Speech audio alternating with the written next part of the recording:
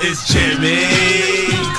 It's Jimmy. Kind of, where did you come up with this story? Were you introduced? Because obviously based on a true story.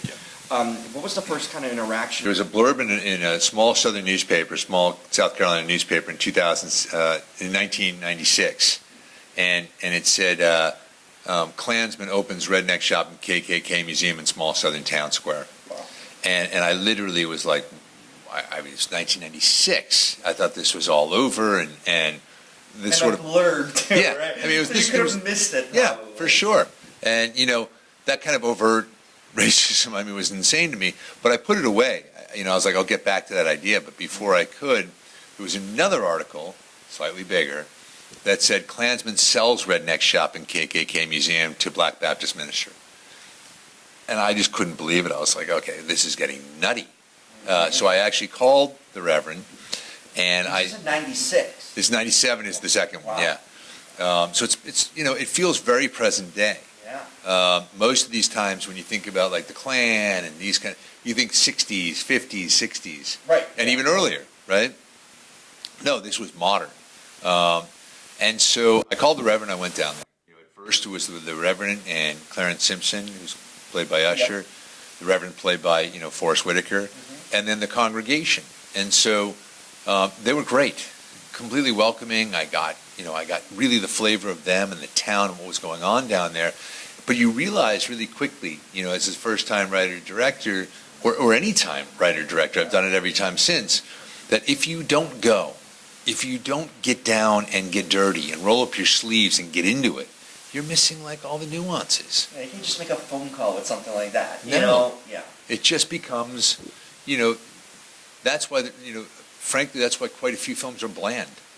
Because the seasoning and the flavor come with going down there.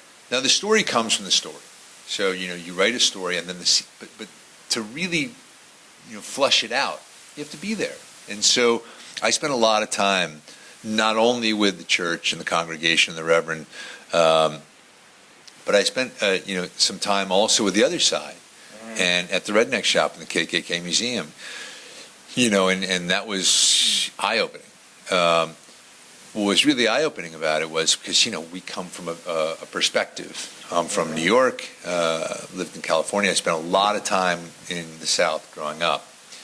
But the perspective is that these guys are vile, that these are monsters, that this is evil. And it is. The rhetoric, the ideology, the actions are all those.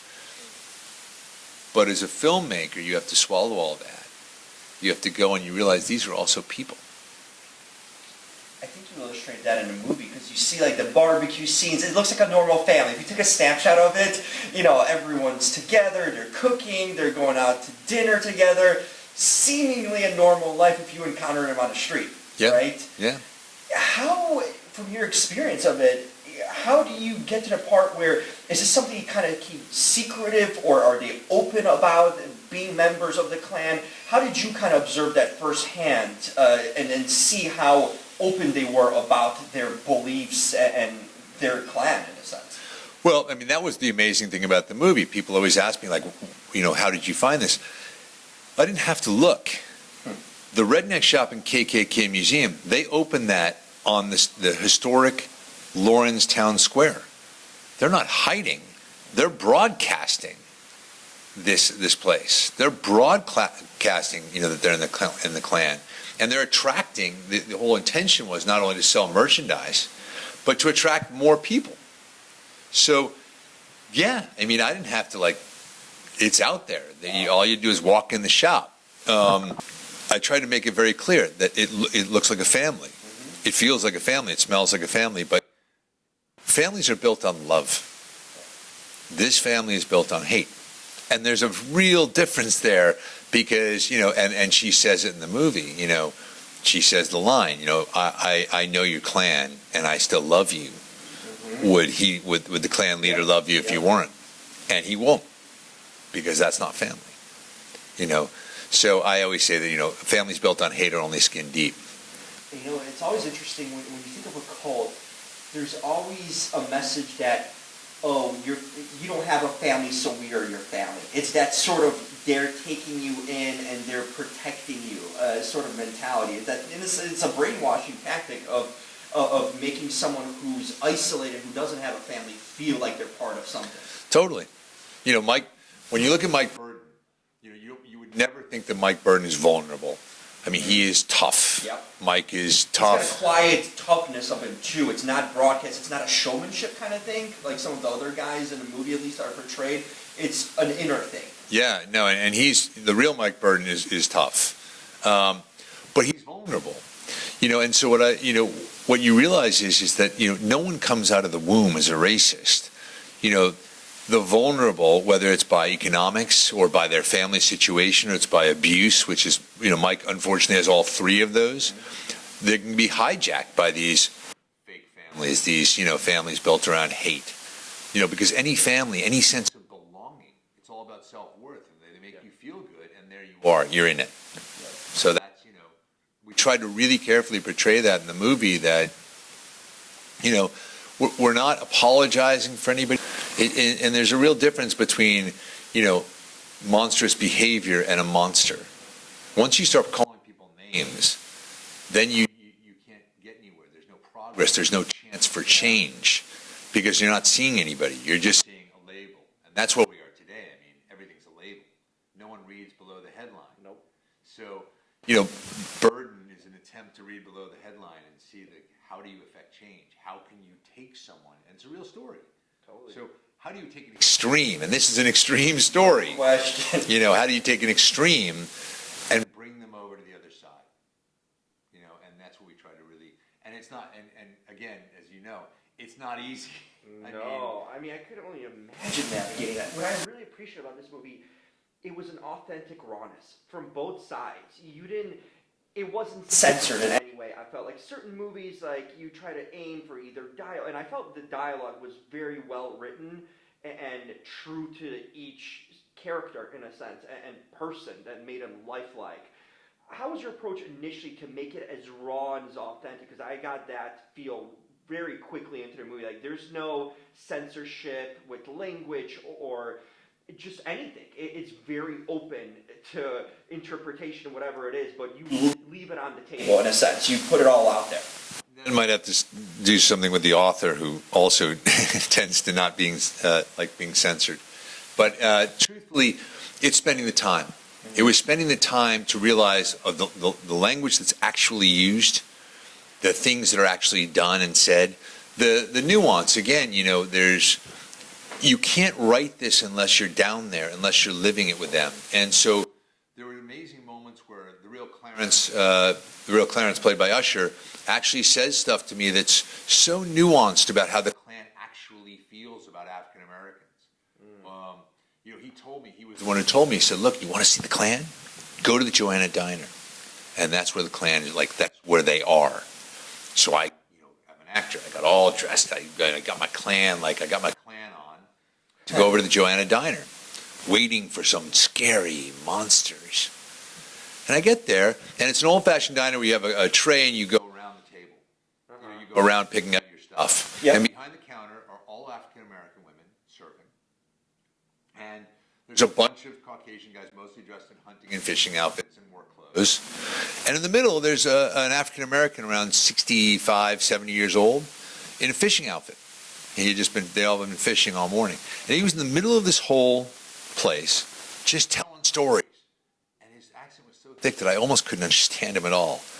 And everybody was laughing, and he was entertaining everybody. And everybody was laughing and having fun with this African-American man. I went back to Clarence, and I said, what was that? He said, Klan. I said, but there was an African-American guy telling stories that were being served by African-Americans everywhere. He goes, yeah, Klan doesn't hate African-Americans. They hate change. These guys are like the 1940s, telling stories, and they love those guys. They don't like, they don't like, race mixing. They don't like change. If the Klan could have anything, in his opinion, it would be, that everybody was 1940 again.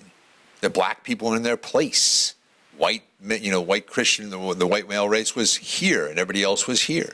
So those kind of nuances I wouldn't have thought of from my apartment in New York or my little house in L.A. I had to be there, and that really informs the rawness of it. And everybody is raw. There's not I didn't try to make any character feel like that they had an easy go of it. No question. I think everyone has their own struggles in this movie too. Right. Whatever side you're on, they're all dealing with family issues, personal issues, or just trying to make it day to day in a lot of ways. So I felt there's a lot of stories that kind of individual stories were told throughout the story, like throughout the narrative of the movie, that really kind of gave you, as you go along, you see a depth of it. The Reverend dealing with stuff with his son at home, and kind of the changing of opinions of generational things, and then you have the individual clan stuff, and Andrea's character, with a child. But it just, a lot of sides are being peeked into throughout the movie, and I felt that it's hard to sometimes navigate all that, but you did a great job of giving pieces and bits throughout the story that builds towards as it goes on. I don't know what kind of negotiator you are, or what kind of convincing power to get an Oscar winner in this movie, to get Garrett, to get Andrea. I mean, he had a heck of a cast, especially for a first-time director. I don't know, would you convince him? How do you get such a tremendous cast? Because honestly, when you think about this film in a way, I don't know if it'd be the same movie without Forrest as the Reverend and Garrett in that role. I think they literally lived the parts in a lot of ways. And I'm thinking like, wow, if this was cast with one or two different people, maybe it's a different script. Tell me about how you got them all on board and how they made your vision really come alive too, from paper to actual reality. Yeah, I mean, the one thing that a lot of people talk about is as a white male filmmaker, how can you make this story and make it as rich as possible?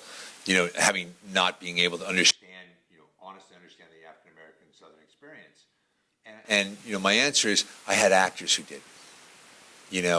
I was lucky enough to have Forrest and Usher and Crystal Fox and Dexter Darden and all of these amazing African American actors who do understand what that means, who brought it to the set. I wrote it, and that's my perspective, but these guys brought their own experiences in, the nuances of their own African American experiences into my movie, thankfully. I am lucky to have these actors because it makes my job really easy. We led with actors first always. The actors would come in. We would let them do their thing.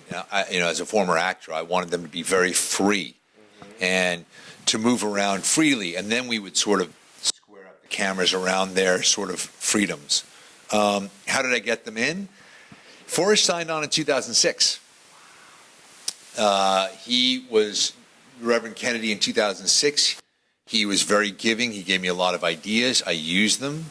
So from 2006 to 16, I incorporated his ideas for that character into the movie. And, it was my idea to get everybody early and spend a ton of time. I'm a theater guy, to rehearse and live it and go into the hills and live in Arkansas and do whatever. That's not how it came about.